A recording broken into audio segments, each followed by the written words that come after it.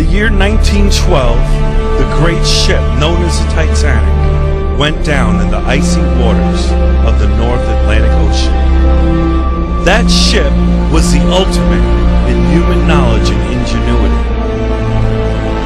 God himself couldn't sink this ship, one of the crew members boasted. All conceivable possibilities and emergencies were prepared for, so it seemed.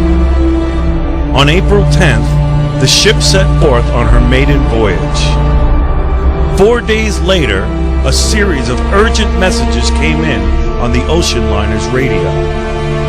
There was a mass of icebergs lying directly in the path of the speeding vessel. Warning after warning was sent to the bridge. 6 times the warning was received and ignored. Suddenly, about 20 minutes before midnight, there appeared an iceberg directly ahead, taller than the ship itself. The captain's last-minute efforts to turn the giant ship were all to no avail. The Titanic struck the iceberg, tearing a 300-foot gash in its hull. Only 675 people made it into the lifeboats. At 2:20 a.m., the great ship heaved and plunged into the black waters of the Atlantic, taking 1,500 souls to their untimely deaths. This is a picture of the world today, rushing full speed ahead, unaware of the impending, unseen disaster ahead. Just as the Titanic received numerous warnings, so too have end-time Christians. We are witnessing last-day prophecies being fulfilled right before our very eyes. The formation of Israel, an increasingly lawless society, the rise of false prophets, an increase in knowledge, wars and rumors of wars, earthquakes and famines, the world headed for a one-world government.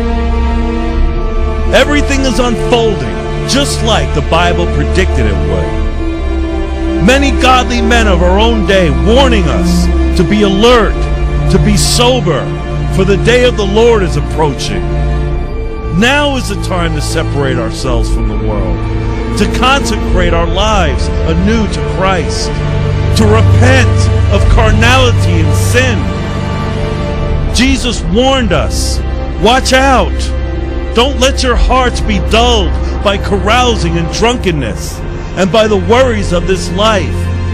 Don't let that day catch you unaware like a trap. Yet, the great majority of confessing Christians seem impervious to such warnings. They're still running around the deck of the ship with the rest of humanity, feasting at the world's banquet table, unconcerned by such alarms.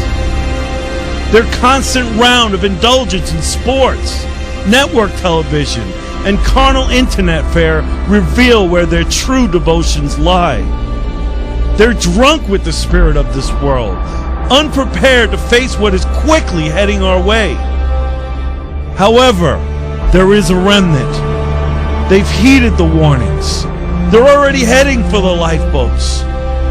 They are doing their utmost to separate themselves from this fallen world system. They're turning off their TV sets. They're limiting their time on the internet and slowing down the pace of their lives. Their hearts are in heaven and their focus is on the eternal. What about you, dear friend? We can't continue to linger between two opinions, to live our lives with one foot in God's kingdom and the other in this world. The warning signals are clear. Come out of her, my people, lest you share in her plagues. Make no mistake about it, there's a giant iceberg just ahead. The time for frivolity is quickly coming to an end. The alarm bells are already ringing. The warnings have sounded. Do you hear them? Are you getting into the lifeboat? Or are you still on deck gorging yourself with the world? Are you heeding the warnings, or will you be swept away with all the others? Jesus said it would be as in the days before the flood. They were eating and drinking, marrying and giving in marriage, until the day that Noah entered the ark, and did not know until the flood came and took them all away. So also will the coming of the Son of Man be.